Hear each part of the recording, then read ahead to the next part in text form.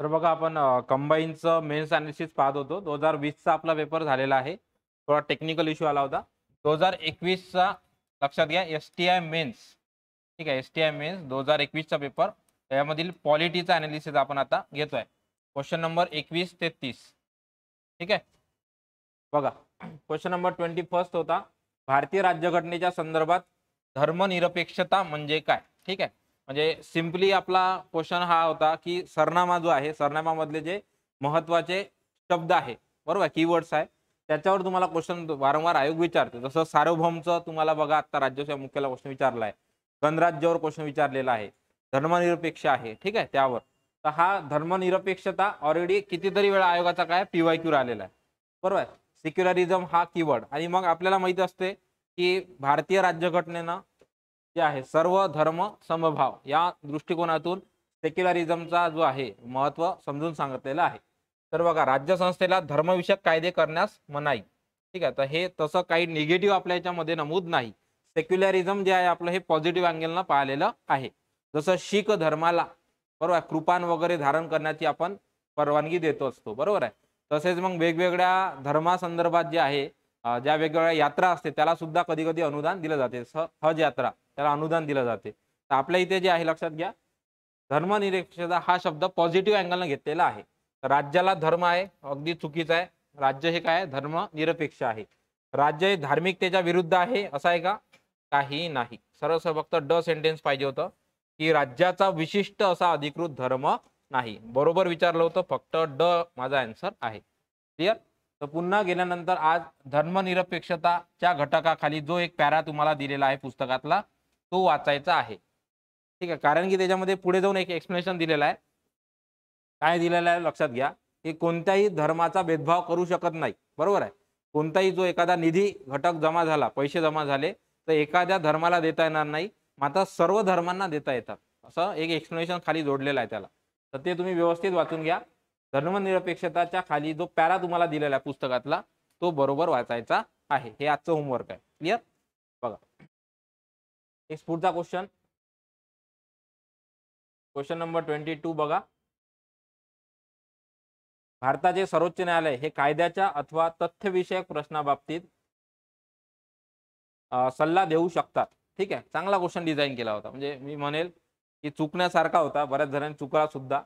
राष्ट्रपतींना सल्ला देऊ शकतात. ठीक आहे. केव्हा मागितला तर. ठीक आहे. सिंपल होता क्वेश्चन. बऱ्याच जणांनी चुकवला स्वतःहून वगैरे आन्सर दिलं. ठीक आहे. राष्ट्रपतींनी सल्ला मागितला तर ठीक आहे मग हे न्यायालय देतात. ठीक आहे.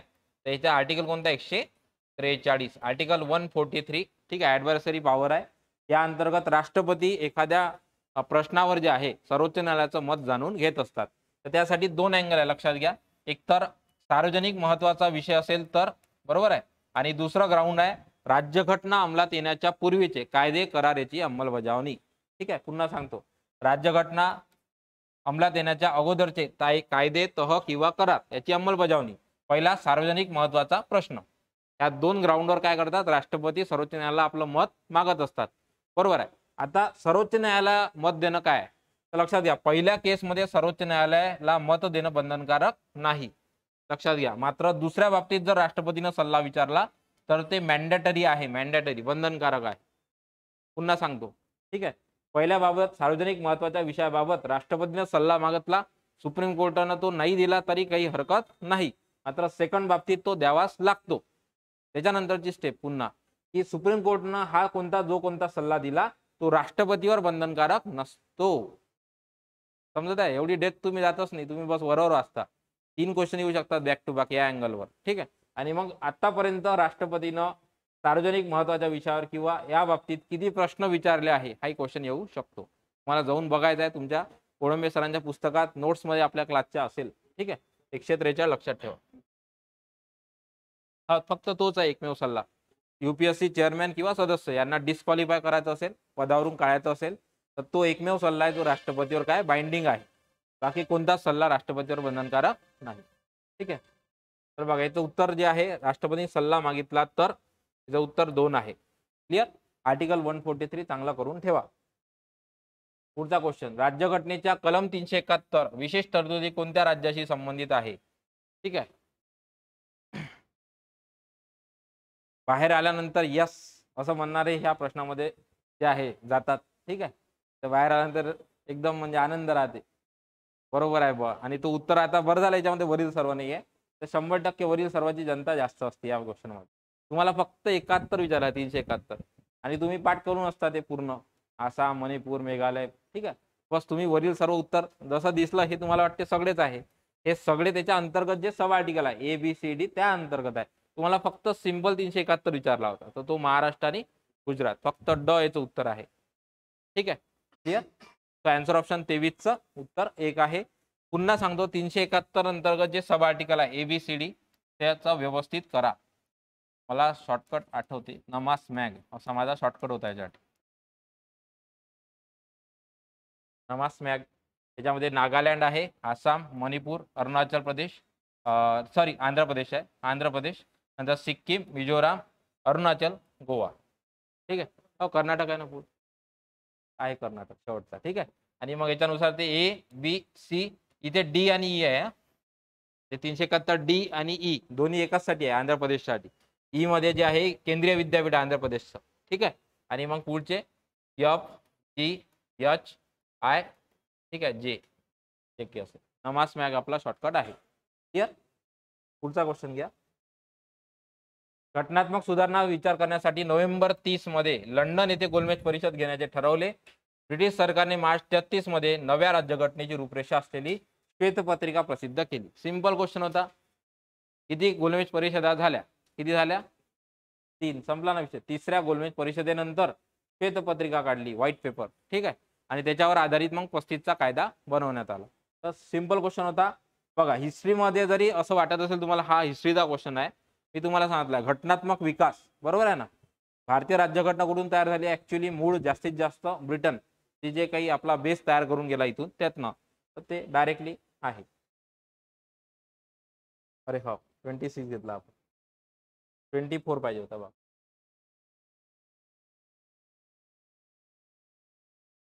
क्वेश्चन नंबर 24 बघा. हा सिंपल पुन्हा घटनात्मक विकासावरच क्वेश्चन आहे बघा, ठीक आहे. डायरेक्टली आला असता, फक्त वर्ष पाठ पाहिजे होतं तुमच्या. राज्यघटनेच्या इतिहासातील एक महत्वपूर्ण टप्पा आहे कौन्सिल ऍक्ट, ठीक आहे. 91चा आहे का? नाही. 92चा कायदा आहे तो, ठीक आहे. 1871चा असा कायदाच नाही आहे. 81चा आहे का? नाही आहे. फॅक्टरी ऍक्ट आहे तो, ठीक आहे. तुम्हाला विचारला सिम्पली कौन्सिल ऍक्ट कोणत्या वर्षाचा आहे? 1861. म्हणजे फक्त वर्ष टायटल जरी माहित असतं तरी उत्तर आलेलं असतं, ठीक आहे. हे मेन्स दिली आहे मी, माझा चुकला होता, पुण्याला सेंटर होतं मला आठवते, ठीक आहे. चुकला होता पण तो म्हणजे कधी कधी लक्षात येत नाही, आपला जास्त अभ्यासही कधी कधी घातक असते, ठीक आहे. 1861. मी याच्यात कन्फ्युज झालो, मी म्हटलं हा 1862 आहे ना, हा बरोबर आहे म्हटलं 1891, ठीक आहे. क्लिअर. हा 1892 ऍक्च्युली 1861चा कायदा आहे. क्लिअर. पुढचा क्वेश्चन घ्या 25. सर्वोच्च न्यायालयाच्या न्यायाधीशाची संख्या वाढवण्याचा अधिकार कोणाला आहे बरं? राष्ट्रपती की संसद? ठीक आहे, संसद आहे. सिंपल आहे, लक्षात घ्या. इथं चुकतो आपण बरेचदा, जिथे अपवाद आला तिथं पाठांतरच पाहिजे आपलं, ठीक आहे. की सर्वोच्च न्यायालयाची न्यायाधीशाची संख्या वाढवण्याचा अधिकार संसदेला, आणि हायकोर्टची राष्ट्रपती आहे, हे लक्षात ठेवा. इथेच आपलं चुकते. हायकोर्टची राष्ट्रपती आहे, राज्यपाल नाही आहे इथे, लक्षात ठेवा. कारण की हायकोर्टच्या नियुक्तीचा अधिकार कोणाला आहे? न्यायाधीशाच्या राष्ट्रपतीलाच आहे, ठीक आहे. लक्षात घ्या. राज्यपालाला जरी पॅरलल सगळे पॉवर असतील राष्ट्रपतीचे, मात्र त्यातला जो न्यायिक नियुक्त्या आहे त्या कोणाचा अधिकार आहे? राष्ट्रपतीचा एक्सक्लुझिव्हली. राज्याच्या हायकोर्टाचा नियुक्त्या कोण करतो? राष्ट्रपतीच करतो, लक्षात घ्या. ऍडव्होकेट हो राष्ट्रपतीचा, ठीक आहे. नेक्स्ट क्वेश्चन 26 ऑलरेडी डिस्कस केलेला आहे, पण 27 बघायचं होतं. 27, ठीक आहे. बघा, कोणती तरतूद भारतीय राज्यघटनेने अमेरिकेच्या राज्यघटनेतून घेतलेली आहे? कोणती आहे? मूलभूत हक्क, बरोबर आहे. अमेरिकेच्या राज्यघटनेतून घेतलेली आहे असं म्हटलेलं आहे, ठीक आहे. सोव्हिएत रशिया, मूलभूत कर्तव्ये, एकेरी नागरिकत्व ग्रेट ब्रिटन, संसदीय सरकार ब्रिटन, ठीक आहे. तो आन्सर ऑप्शन याचा मूलभूत हक्क, लक्षात ठेवा, ठीक आहे. पुन्हा सांगतो राज्यघटनेचे जे सोर्सेस आहे, ठीक आहे. आता सोर्सेस मध्ये तुम्हाला 2 ठिकाणी लक्ष ठेवायचं आहे. जसं आता न्यायव्यवस्था आपण घेतली आहे USA कडून, पण तुम्ही सांगा जे आहे त्यांचं कायदेविषयक अधिकार क्षेत्र, सल्लागारी अधिकार क्षेत्र कोणाकडून घेतलेलं आहे? सुप्रीम कोर्टचं कायदेविषयक की सल्लागारी असं काहीतरी आहे, पण ते वेगळं आहे, कॅनडाकडून घेतलं आहे आपण ते त्यांनी. ठीक आहे. तसंच दुसरं एक ठिकाणी आहे राज्यसभा सदस्याचं जे आहे निवड, बरोबर आहे, आणि नामनिर्देशन वेगवेगळ्या बाजू आहे. नामनिर्देशन मला वाटते बहुतेक आयर्लंडवरून घेतलं आहे आपण, आणि निवड आहे ते साऊथ आफ्रिकेकडून आहे. ठीक आहे. तर ते व्यवस्थित तिथं पॅरलली विचार करा. तसंच मग कायदा करण्याची पद्धत, ठीक आहे, प्रोसिजर इस्टॅब्लिश बाय लॉ आणि ड्यू प्रोसेस ऑफ लॉ. तर ड्यू प्रोसेस हा USA आहे, बरोबर आहे. तसं जे आहे आपण जे कायदेशीर पद्धत म्हणतो ते जपानकडून घेतलेली आहे आपण. ठीक आहे. हे व्यवस्थित करून ठेव. पुढचा क्वेश्चन बघा, सोपा होता. समतेचा हक्क, समान संधी, स्वातंत्र्याचा हक्क, टिप्पणी झाला आपला, बरोबर आहे ना. स्वातंत्र्याचा हक्क, जीवन आणि व्यक्तिगत, शोषणाविरुद्धचा हक्क, बालमजुरी 24 आर्टिकल, आणि सांस्कृतिक शैक्षणिक हक्क, अल्पसंख्याक 29-30. ठीक आहे. त्यानुसार जर गेलो तर उत्तर कोण देतो 28चं?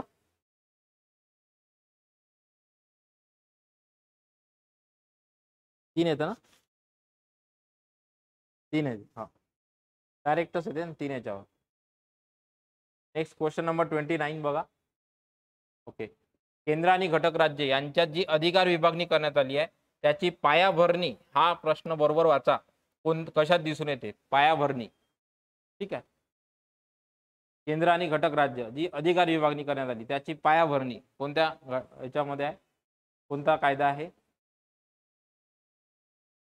टेक्निकली थोडा विचार करा तुम्ही. याच्यामध्ये कसं आहे की अधिकार विभागणी झाली आहे बघ केंद्र आणि राज्यात, तर याच्यामध्ये एकच घटक तुम्हाला आठवला पाहिजे की 35चा कायदा पहिल्यांदा प्रांतीय स्वायत्तता मिळाली, त्याच्यानंतर मग अधिकार विभागणी झाली आहे. तशी ऍक्च्युअल विभागणी लक्षात घ्या कुठे झाली आहे? 1919ला. पण तेव्हा दोनच सूची होती, केंद्रीय सूची आणि राज्य सूची. मात्र 35 मध्ये केंद्रीय, समवर्ती आणि राज्य असे तिन्ही सूची आणि क्लिअर स्पेसिफिकेशन देण्यात आलं. त्यामुळे याचं उत्तर आहे 1935. बऱ्याच जणांनी कॅन्सलचा प्रयत्न केला होता हा क्वेश्चन, मात्र 35चं उत्तर आयोगाने ठेवलेलं आहे. ठीक आहे. 1919 नाही, लक्षात घ्या. Montagu Chelmsford. पायाभरणी तुम्हाला स्पष्टपणे दिसून येतं कोणत्या? 35च्या कायद्यात. Next question number 30, last question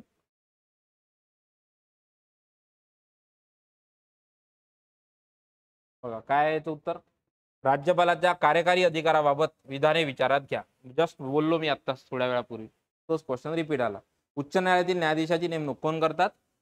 राष्ट्रपती. त्यामुळे हा पहिला सेंटेन्स गेला, बाकी बरोबर आहे. विद्यापीठाच्या कुलगुरूची नियुक्ती, बरोबर आहे. मुख्यमंत्री आणि इतर राज्यमंत्र्याची नियुक्ती आणि महाधिवक्त्याची नियुक्ती, हे तिन्ही सेंटेन्स राज्यपालाबाबत बरोबर आहे. आन्सर ऑप्शन याचा आहे ब, क, ड. ठीक आहे. लक्षात ठेवा, एक्सक्लुझिव्हली लक्षात ठेवा, उच्च न्यायालयातील न्यायाधीशाची नेमणूक. ठीक आहे. तसं आता राज्यपाल, बरोबर आहे. राज्यपालाला शपथ कोण देतात? शपथ म्हणा, राष्ट्रपती म्हणा. ठीक आहे. हायकोर्ट मुख्य न्यायाधीश जो आहे तो देतात. तर जिथे कन्फ्युजन आहे तिथे ते डायरेक्टली क्लिअर करून ठेवा, राज्यपाल. ठीक आहे. नियुक्ती राष्ट्रपती करतात, मात्र शपथ यांना कोण देतात? तर मुख्य न्यायाधीश देतात हायकोर्टाचे. ठीक आहे. ओके, ठीक आहे. तो अशा पद्धतीनं आजच्या या सेशनमध्ये आपण पॉलिटीच्या 20 क्वेश्चन अनालिसिस घेतलेलं आहे. उद्याच्या सेशनमध्ये लक्षात घ्या 2022च्या पेपरमध्ये 10 क्वेश्चन आणि 2023चा जो नवीन आहे पॅटर्न त्याच्यामध्ये क्वेश्चन किती झालेले आहे? पॉलिटीचे 15. तर सेकंदरी 25 क्वेश्चन अनालिसिस उद्या आपण पॉलिटीचं करणार आहोत. नंतर हिस्ट्री किंवा जिओग्राफी, नंतर इकॉनॉमिक्स. ठीक आहे. इथे थांबूयात. धन्यवाद.